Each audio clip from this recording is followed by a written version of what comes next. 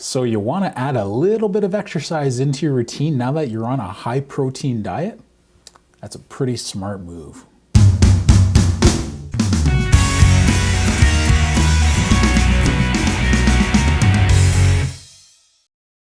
What's shaking, bacon? In today's video, I'm going to start with a bit of an update about myself. My name's Bruno Panucci. I've been doing this carnivore way of eating on and off for many years, but steady for the last 13 months. I'm in my 14th month. Now I've lost quite a bit of weight doing this, 150 pounds total, maybe another 10 pounds more than that actually. But in the last 13 months, I've lost about 100 pounds alone. I haven't done much exercise until the last 5 or 6 months though, because I didn't want to overwhelm myself doing too much all at once. Now I have a big history with exercising. I was exercising with weights ever since I was a teenager. I'm a registered massage therapist, so I'm trained in proper ways and techniques of exercising every muscle in the body. I know the proper antagonist and synergist for every muscle. I know the best way to do different types of workouts to elicit certain types of response. Your average massage therapist is basically an educated personal trainer.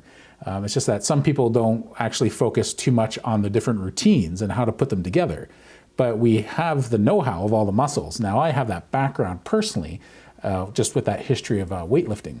So you want to start adding a little bit of exercise into your day-to-day lifestyle, but you're not really sure where to start, or even if what you're doing is really the best way to go. Well, let's start with some basics. This is a good way to start, especially if it's been months or years since you've been doing anything active as far as building your metabolism up. Now, long, steady state walking or jogging or cardio isn't really building your muscle. We want to build muscle. That's working something separate. That's working your circulatory system. Now, that's its own type of workout. And that's a good type of workout, but it's not really raising your metabolism. It's actually eating into your metabolism if you do it too long. Yeah, it actually slows your metabolism down. Once you're working past about a 15 or 20 minute window, you're eating into your muscle and lean mass as fuel quite often, especially after the 20 minutes. You're really risking getting into that. That's why you see some people when they go to the gym and they don't have much muscle mass or volume on them, but they've been going for years. Why is that? Well, a couple of reasons. One, they probably don't have enough protein in their diet. And two, they're doing workouts that aren't really designed to build muscle and build their metabolism. So they spend a lot of time doing steady state cardio, but not a lot of time doing weights. Now, the weights is what's going to put the muscle on. So, and that's the way you're going to build your metabolism. The more muscle you have, the more bone density you have. The more muscle and bone density you have, the faster the metabolism. When you have a fast metabolism and a high protein diet like you're doing if you're doing carnivore, it's a great combination. You get the best of both worlds. What kind of exercises can you start with? Well, if you have no experience, I recommend starting with a 3-day cycle. And then you just keep repeating this 3-day cycle for the first month, maybe 2 months. Probably a month is pretty good. So how this is going to work is squats. Give yourself 5 minutes of squats. How many squats can you pump out in 5 minutes? So you're going to stand there, you're going to put a chair behind you to make sure you're getting depth, because you don't want to do a squat and only sort of go down to an angle like this, you know, when you bend forward. You want to get your hips at the height of your knees. So if you put a chair behind you, or you can do it in front of a couch, you're going to make sure you sort of tap down on that couch and use a mirror or record yourself on your phone to make sure you're getting low enough, because it feels like you're getting low enough, but trust me, you're not always getting low enough. So you want to be able to see what you're doing and just do as many squats as you can in 5 minutes. So you might find you might be able to pump out 5, 10, 25 or 30 squats, maybe 40 squats, and then you're going to have to stop, catch your breath, and then do more. So this is the interesting part.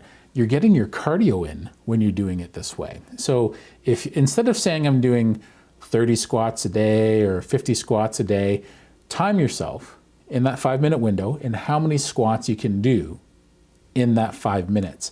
Now you're going to be doing it on and off. So basically you're creating a 5-minute HIIT workout. They're also called microdosing workouts, where you're doing an intense workout in a short amount of time, and the goal isn't cardio. That's the side effect of what's happening. The goal is to build muscle. And squats are by far one of the best ways to build muscle. So if you don't have any weight equipment, this is still a great way to go because you don't need a gym for it. So your second day's activity is going to be push-ups. Now, we're going to have to be honest with each other when it comes to push-ups. If you're doing push-ups and you're not touching your chest to the ground, you're not going nearly deep enough. If you're doing push-ups and you're planking, which is great, I don't want to see a push-up where you're only going and doing this, right? I want to see a push-up when you go all the way down and all the way up. When your hands come down as far as they can go, you want your elbows out at 45 degrees, and you're going to do your push-ups. And that's tough for most people. Most people just can't do that, so they have to start with their knees, and there's nothing wrong with that, right? So I have a better suggestion though. Instead of doing push-ups from your knees, I believe in doing the full range of motion. But you're thinking, well, I can't do a full range of motion. I can't do one push-up with a full range of motion if I go all the way down and all the way back out. That's just too much. I might be able to get one off. Well, then let's meet in the middle. Let's do a push-up on the stairs. The nice thing about doing push-ups on the stairs is you can go to the stairs, start on maybe the 5th step, and start with your push-ups. And now, instead of doing push-ups where you're only going 25% of the way, go all the way with the push-up, because now you're on a bit of an incline and you're going to find this a little bit easier. And you're going to go down, you're going to go all the way back up. You're going to keep those elbows at 45 degrees. You don't want your elbows flared out. You'll hurt your shoulders. And you don't want them put in too much. That's too much on your triceps. 45 degrees. And you're planking your body, so it's a full body workout, just like those squats you were doing the day before. So we have 2 exercise routines where for 5 minutes you're trying to pump out as much as possible. Day 1 is the squats. Day 2 is the push-ups on the stairs. Full range of motion. If you find you're starting to fly through them, then we want to really teach you how to do a proper push-up. So even though you're doing it on an incline, we're going to tweak this. And now, while your hands are wherever they are on the steps, I'm going to keep them a little closer so they're in the frame.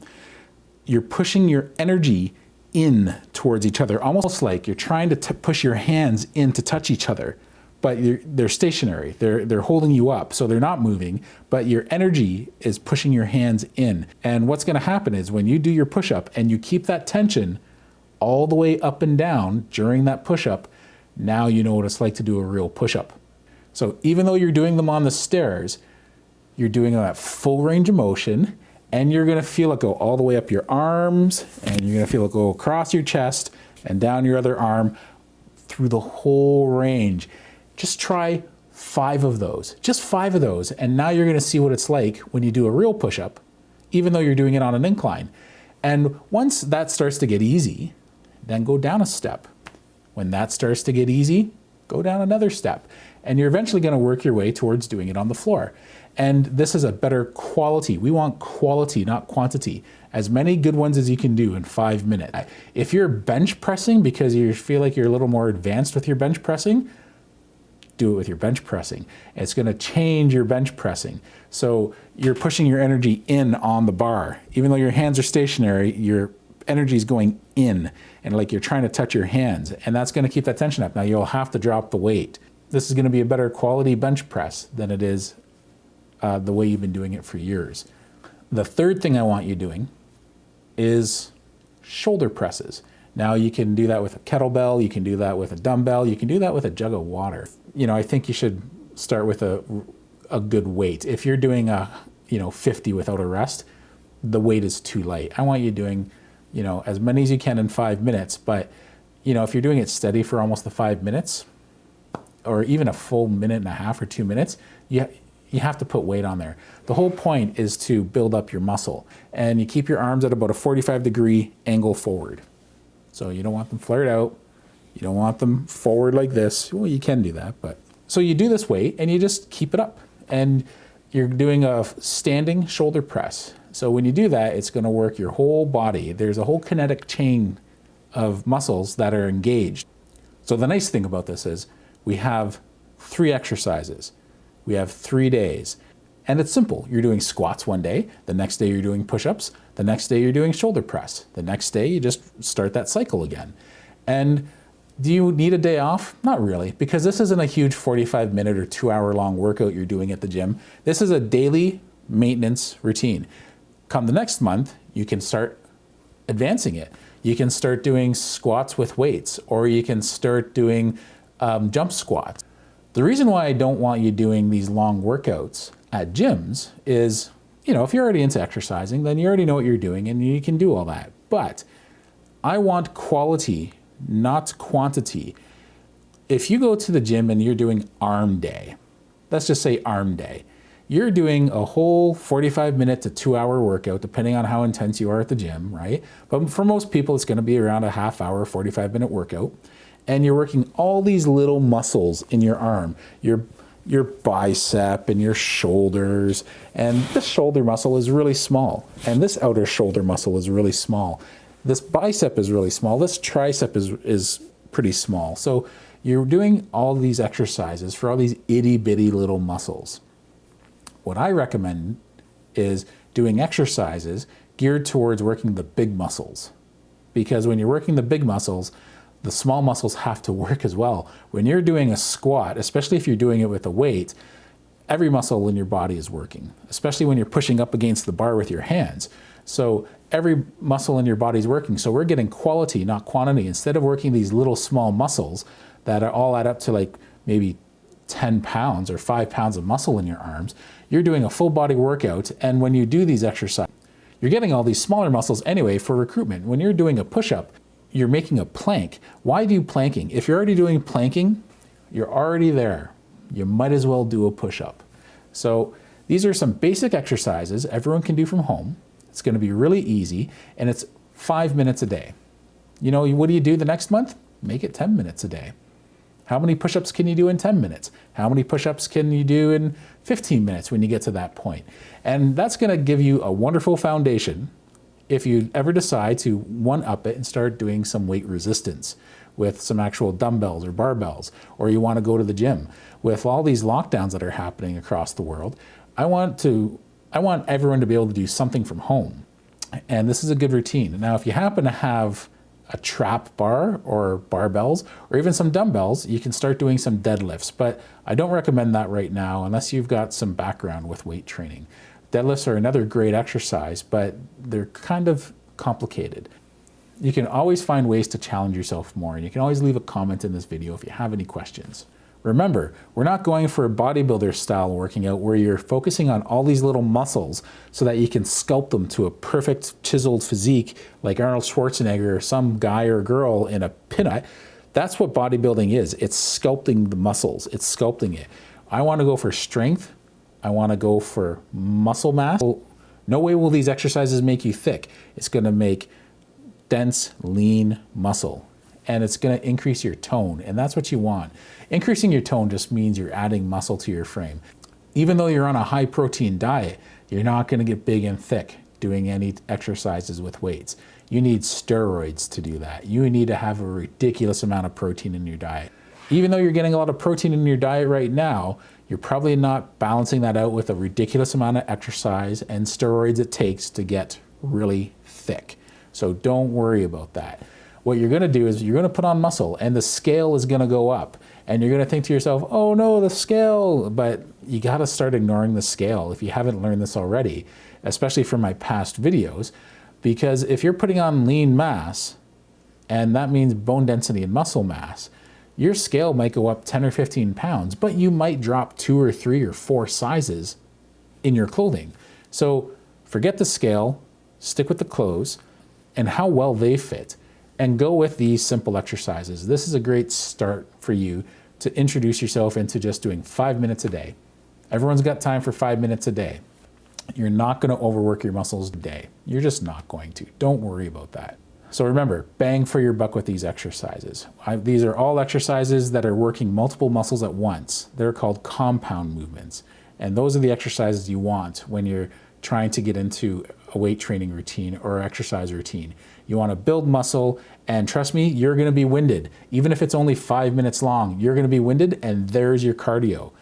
You don't want to start doing an hour of cardio. Long cardio eats at your muscle mass. You don't want that.